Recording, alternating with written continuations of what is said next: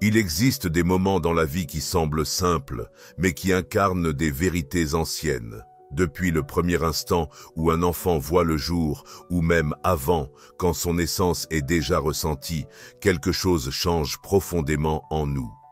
Nous croyons nous préparer à les éduquer, à les guider et à les protéger. Pourtant, petit à petit, la vie révèle une réalité plus profonde. Cet enfant n'est pas venu au monde par hasard. Il n'est pas simplement ici pour être façonné. Il est là pour servir de miroir. À travers lui, les échos du passé refont surface. Des schémas de longue date réapparaissent. L'amour et la peur se manifestent à nouveau. L'accent ne se porte pas seulement sur la manière dont nous élevons un enfant, mais aussi sur la façon dont nous leur permettons d'illuminer les aspects oubliés en nous. Cela transcende la notion habituelle de la parentalité. C'est un voyage spirituel. Cela ne sera pas toujours harmonieux, souvent jalonné de défis, mais c'est profondément sacré. Si vous avez déjà ressenti que certaines interactions avec votre enfant ont plus de signification qu'il n'y paraît, ce n'est pas une illusion. Vous touchez à quelque chose que votre esprit a toujours compris. Nous avons souvent l'idée que les enfants entrent dans nos vies par l'amour, des liens biologiques ou même le destin. Cependant, la réalité est plus énigmatique et potentiellement déconcertante. Dans la philosophie bouddhiste, il n'y a pas de hasard dans nos relations, en particulier dans le lien parent-enfant. Une âme n'arrive pas juste dans votre vie, elle revient. Vous pourriez le considérer comme une bénédiction, un miracle ou parfois même un fardeau. Pourtant, nichée dans les subtils domaines du karma, cette âme est présente parce qu'il y a des questions non résolues entre vous. Une leçon à intégrer, un cycle désireux de se conclure. Dès le tout premier instant, l'enfant se connecte à des parties de vous qui ont longtemps été oubliées. Cette connexion peut se manifester à travers des rires, des actes de défi ou même le silence. Leur existence éveille des vestiges de votre histoire, des chuchotements de vos ancêtres et même des ombres persistantes que vous croyiez avoir surmontées. Un enfant rebelle pourrait refléter l'entêtement que vous avez encore en vous. Un enfant réservé pourrait faire écho au traumatisme que vous n'avez jamais exprimé. Un enfant passionné pourrait raviver l'enthousiasme que vous avez un jour enfoui sous vos obligations et vos contraintes. Ce qui se manifeste à travers eux n'est en rien coïncidental. Cela sert de reflet karmique, affiné au fil du temps, présenté à vous non pas pour apporter de la honte, mais pour offrir une libération. Dans les enseignements zen, nous apprenons que la véritable compréhension émerge non pas de nos yeux, mais d'un lieu de sérénité intérieure. Lorsque vous observez votre enfant à travers ce prisme de calme, libéré de tout jugement et de peur, et plutôt imprégné d'une douce attention, vous commencerez peut-être à saisir leur véritable message. Ils viennent éclairer quelque chose d'essentiel en vous. C'est le but profond de leur présence. Il ne s'agit pas seulement de les nourrir, mais d'éveiller quelque chose en vous-même. C'est pourquoi le parcours de la parentalité est si profondément chargé d'émotions. Cela transcende l'enfant, plongeant dans votre propre croissance personnelle. Les déclencheurs que vous vivez ne sont pas simplement des événements comportementaux, ce sont plutôt des invitations spirituelles. La question cruciale devient alors de savoir si vous allez répondre par une réaction ou une réflexion réfléchie. Beaucoup d'entre nous n'ont jamais été instruits à prendre un moment pour faire une pause. Pourtant, la parentalité, particulièrement dans le cadre du karma, n'est pas une question d'atteindre la perfection. Il s'agit d'être pleinement présent. Dans cette présence, quelque chose de sacré peut émerger, pas le contrôle ou la correction, mais la connexion. Peut-être est-ce la raison pour laquelle vous avez toujours senti que votre enfant est entré dans votre vie pour une raison bien plus profonde qu'une simple explication verbale. Leur âme a choisi la vôtre, non pas parce que vous possédez toutes les réponses, mais parce que vos cœurs résonnent avec quelque chose d'ancien et d'inachevé. Alors laissez cette réflexion résonner en vous et restez ouverts. Permettez à ce voyage de se déployer non seulement à travers vos pensées, mais également à travers une présence partagée.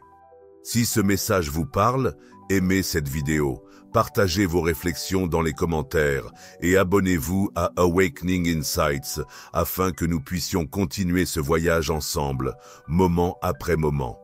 La parentalité ne nécessite pas seulement votre énergie, elle exige d'embrasser votre ombre. Elle appelle non seulement votre amour et votre patience, mais aussi les parties de vous que vous croyez depuis longtemps enterrées. La colère que vous avez essayé de réprimer, la tristesse inexprimée et les peurs que vous pensiez perdues au fil du temps.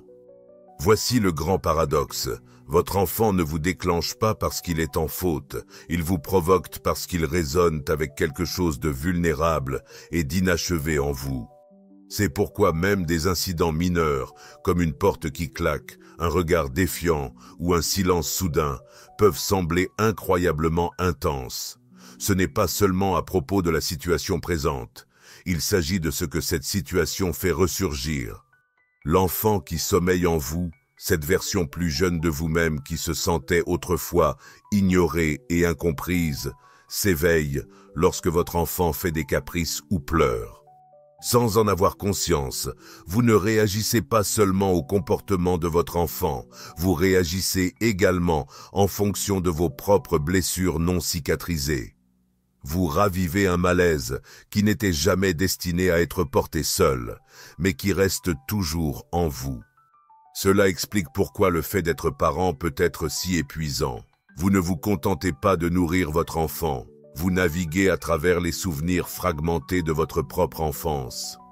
Et ce n'est pas un signe de faiblesse, c'est une profonde invitation, une occasion de prendre enfin un moment pour ressentir, reconnaître et confronter la douleur que vous avez évitée pendant des années et de dire « Tu es en sécurité maintenant, je suis là pour toi ».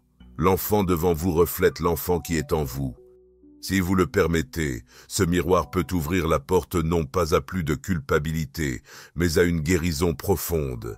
Il n'est pas nécessaire d'avoir vécu une enfance parfaite pour être un parent conscient. Ce qui est nécessaire, c'est la volonté de distinguer où se termine votre douleur et où votre capacité d'aimer peut être ravivée. En élevant un enfant avec attention, vous ne brisez pas seulement des schémas cycliques, vous récupérez des parties de vous-même qui aspiraient à de l'affection, mais qui n'ont jamais été nourries. Et dans ces moments où vous choisissez de respirer plutôt que de crier, d'écouter plutôt que d'ignorer, de vous agenouiller au lieu de vous détourner, vous n'êtes pas seulement en train d'être parent, vous réparez votre propre esprit. La guérison ne se fait pas par de grands gestes, elle se déploie dans les petites décisions prises lors des jours ordinaires. Vous devenez le gardien dont votre moi plus jeune avait toujours besoin. Grâce à cela, vous offrez à votre enfant quelque chose de remarquable, un parent qui voit clairement, ressent profondément et reste présent au milieu des défis de la vie. Ce chemin est difficile, mais il est authentique, c'est humain. Et c'est sacré. Accueillez cette vérité en vous-même. Et si ces mots résonnent en vous, continuons ce voyage main dans la main. Si ce message reflète votre expérience, merci de donner un pouce bleu à cette vidéo.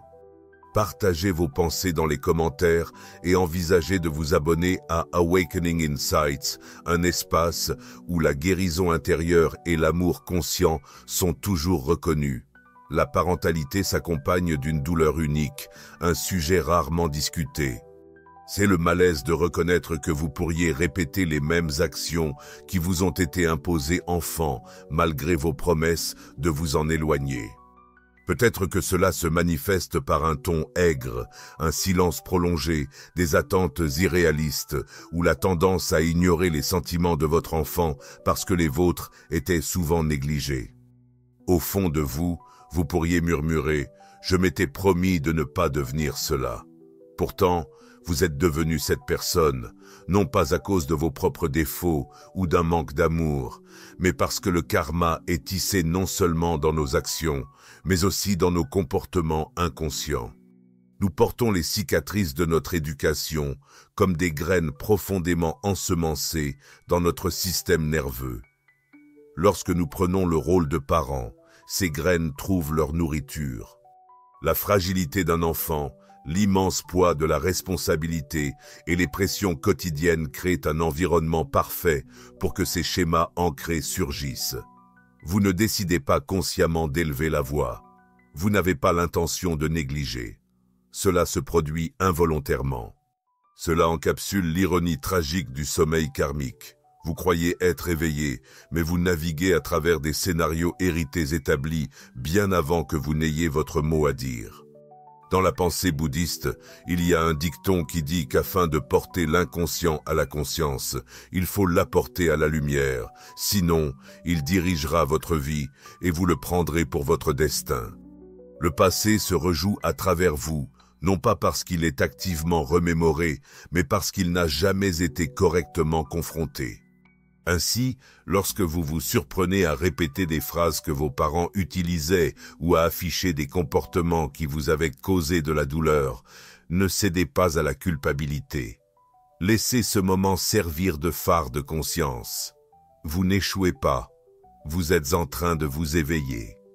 Reconnaître le schéma marque le début de son dénouement. Cela représente le profond cadeau de la parentalité. Il révèle non seulement l'affection que vous portez, mais aussi les blessures que vous traînez. Il vous pousse à choisir à plusieurs reprises entre fonctionner en pilote automatique et vous engager avec conscience, entre répéter ce qui était familier ou embrasser ce qui pourrait être possible. Guérir ne signifie pas que votre voix ne s'élèvera jamais ou que votre patience sera toujours intacte. Cela signifie que lorsque ces moments surviennent, vous êtes équipé pour retrouver votre chemin.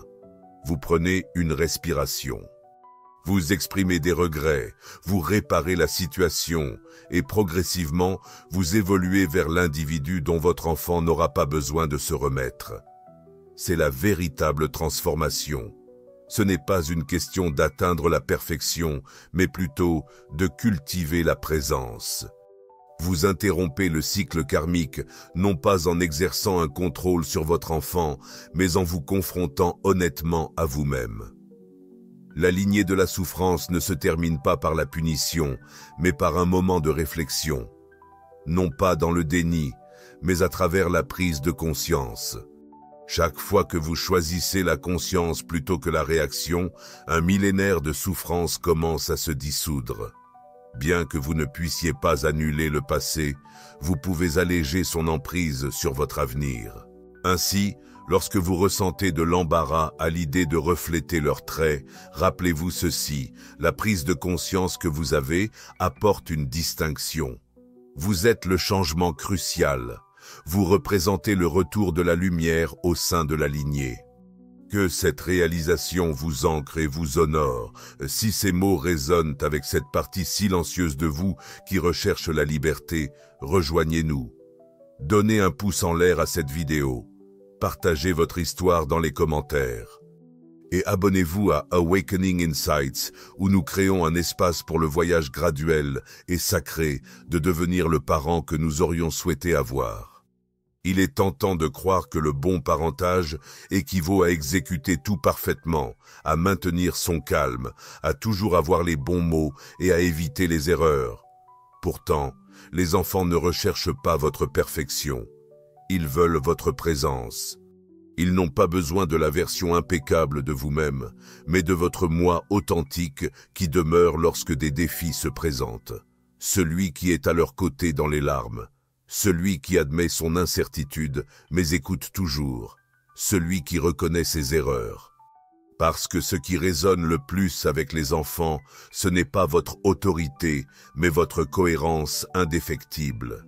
Ils perçoivent si vous êtes vraiment présent avec eux ou préoccupé par votre téléphone, des pensées vagabondes ou des souvenirs persistants. La véritable présence ne tourne pas autour du fait de planer ou d'essayer de réparer quoi que ce soit.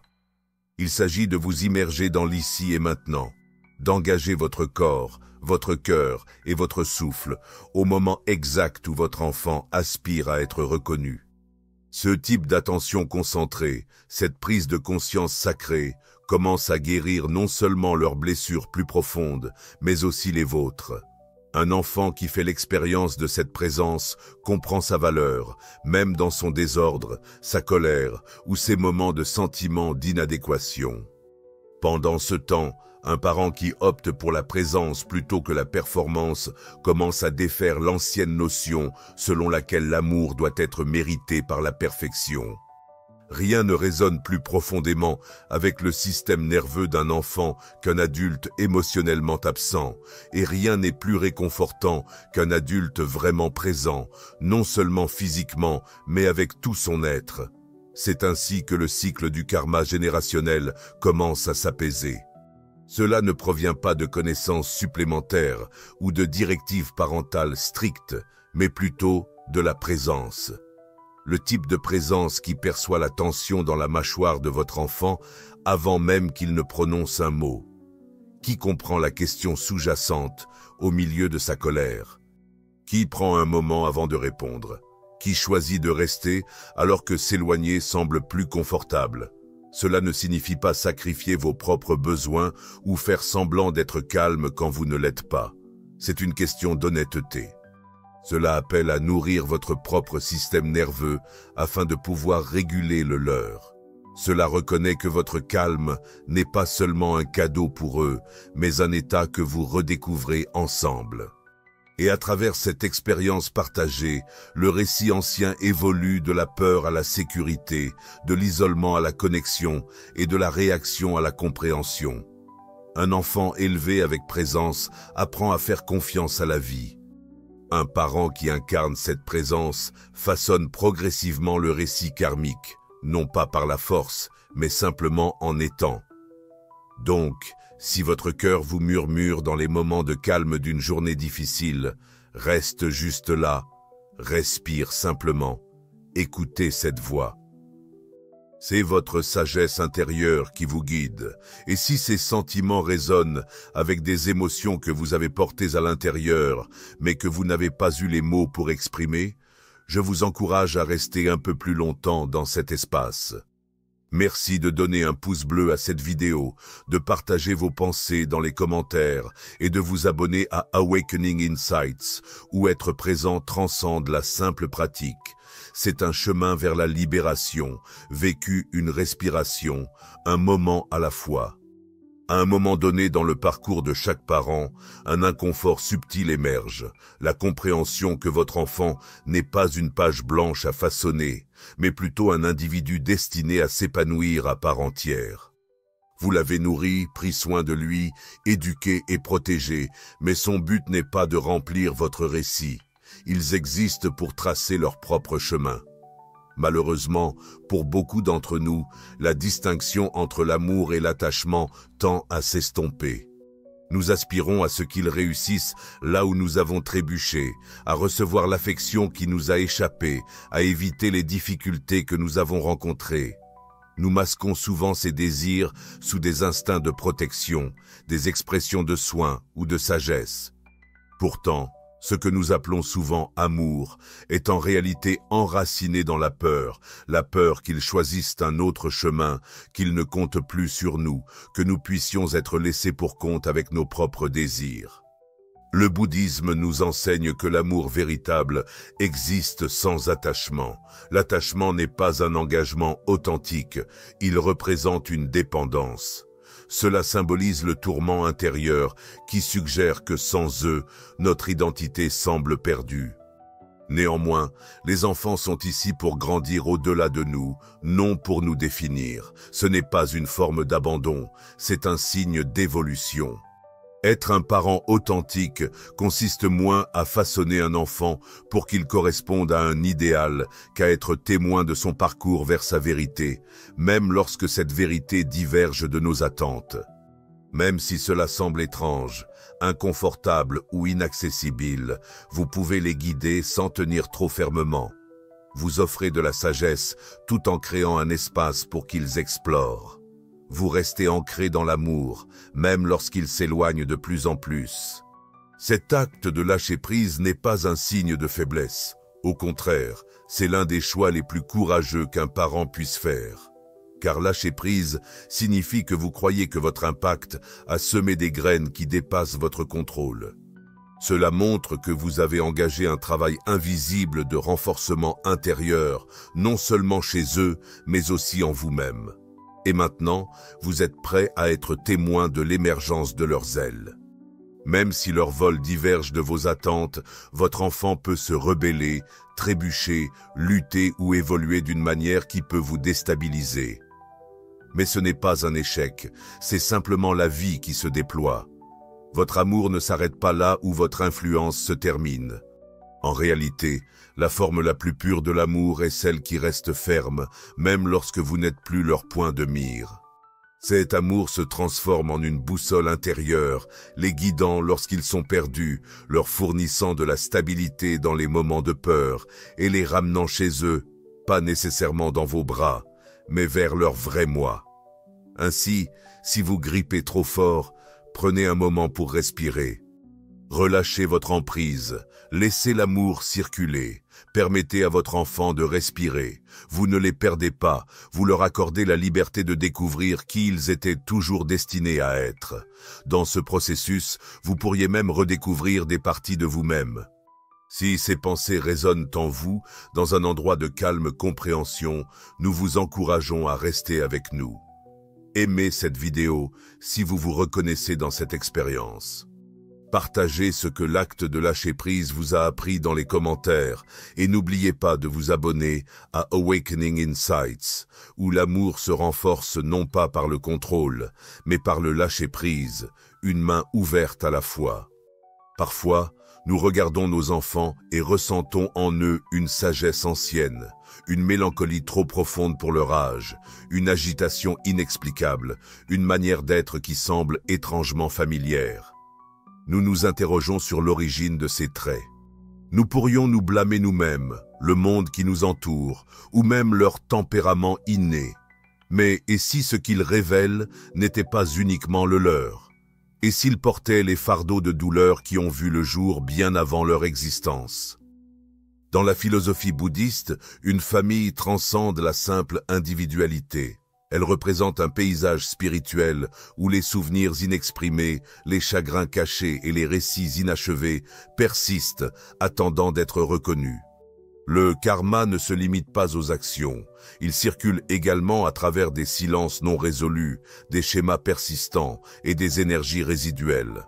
Un enfant peut se retirer parce que des générations avant lui n'ont jamais pu exprimer leurs larmes. Un enfant peut ressentir de la méfiance parce que son héritage a connu la trahison et n'a jamais eu la possibilité de faire son deuil. Il pourrait exprimer de la colère parce que sa lignée se souvient d'injustices jamais reconnues. Ce qui semble être une mauvaise conduite pourrait en réalité être une manifestation de la mémoire de l'âme plutôt qu'un souvenir personnel.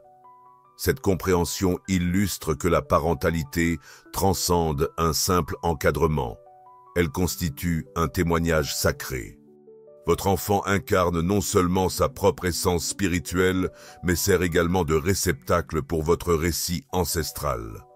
Chaque fois que vous privilégiez la compassion plutôt que la discipline, la douceur plutôt que le contrôle et l'ouverture d'esprit plutôt que la critique, vous faites plus que les soutenir. Vous remontez à travers les générations. Vous fournissez ce qui a manqué à vos ancêtres. La guérison se produit souvent en silence, non par de grandes proclamations, mais dans le calme qui suit les phrases. Elle se dévoile dans ces moments où vous choisissez d'écouter plutôt que de réparer, dans les espaces où les blessures se sentent suffisamment en sécurité pour émerger. Votre enfant, souvent sans en avoir conscience, devient le passage par lequel la guérison entre. Ce parcours ne concerne pas l'attribution des culpabilités. Il s'agit d'embrasser la responsabilité de changer ce que vous avez l'opportunité de transformer. Vous n'êtes pas simplement un parent, vous êtes un guérisseur, un lien entre le passé et le potentiel futur. Les fardeaux karmiques qui ont jadis parcouru votre lignée s'arrêtent en vous. Et dans ce moment de silence, tout peut basculer. Lorsque vous choisissez l'honnêteté plutôt que le silence, la compassion plutôt que la défensive, et l'amour, même dans des circonstances difficiles, quelque chose de profond prend une respiration. Vous ne saisissez peut-être pas entièrement ce qui est guéri, mais votre âme le ressentira. L'âme de votre enfant le sentira aussi, et c'est suffisant. Ainsi, chaque fois que vous rencontrez quelque chose chez votre enfant qui vous déroute ou vous trouble, faites une pause, regardez au-delà de la surface. Plutôt que de simplement identifier ce qui ne va pas, demandez-vous ce qui désire être reconnu. Cette seule question peut tout changer, et si ce point de vue réveille en vous quelque chose qui attendait d'être reconnu, je vous encourage à rester présent. Si cela résonne, mettez un pouce en l'air à cette vidéo, partagez vos réflexions dans les commentaires et n'oubliez pas de vous abonner à Awakening Insights, un espace où nous reconnaissons le passé, non pas en portant ses fardeaux, mais en guérissant ensemble un moment sacré à la fois. Peu importe la profondeur de notre amour, les enfants finissent inévitablement par grandir. Ils se détacheront, s'aventureront et traceront leur propre chemin. Parfois, leur départ est doux. D'autres fois, il est rempli de colère ou reste inexprimé. Ils peuvent rester à proximité ou s'éloigner, mais ils partiront toujours. Pour un parent qui a investi des années de présence, de sacrifice et d'amour dans cet enfant, leur départ peut être ressenti comme une perte profonde, non pas à cause d'un échec, mais parce qu'une phase sacrée a touché à sa fin. D'un point de vue karmique, les enfants ne viennent pas pour rester, ils viennent pour accomplir une mission. Ils renvoient des réflexions, ravivent un ancien récit, remettent en question des blessures passées ou créent un espace pour la guérison. Quand cet objectif est atteint et que la leçon est apprise, le cycle est reconnu et la vérité est enfin acceptée, leur âme commence à avancer et la vôtre doit aussi. Il est facile dans ces moments-là de se sentir oublié, désirer plus de temps, plus de proximité, plus d'assurance que votre amour a compté. Pourtant, le karma ne communique pas par des mots, il se manifeste par le lâcher-prise. La fleur ne s'accroche pas à l'abeille, elle s'épanouit simplement. Dans son épanouissement, elle révèle tout, sa couleur, son parfum et sa beauté, avant de laisser aller. Cela résume l'essence de la parentalité. Il ne s'agit pas de s'accrocher, de ressentir le besoin ou de plaider pour un retour, mais plutôt de bénir le départ comme faisant partie du processus sacré. Votre enfant ne s'en va pas parce qu'il a cessé de vous aimer, il part parce qu'il est maintenant assez fort pour porter les cadeaux que vous lui avez offerts. Et cela aussi est une forme d'amour. Dans certains cas, votre rôle n'est plus de les diriger, mais de résonner silencieusement en eux à travers leurs choix, dans la manière dont ils interagissent avec leurs propres enfants et dans les moments où ils se souviennent de votre gentillesse quand personne d'autre ne regarde. Même si la relation est tendue ou si le silence persiste pendant des années, le lien karmique reste intact malgré la proximité physique. Tout dépend de l'achèvement. Avez-vous confronté ce qui devait être affronté? Avez-vous donné ce qui devait être donné? Avez-vous été présent dans le moment, même si c'était imparfait, avec votre présence et votre honnêteté? Si c'est le cas, alors la tâche est accomplie. L'âme devient plus légère et vous ressentez également un sentiment de liberté. La parentalité n'a jamais été une question de possession.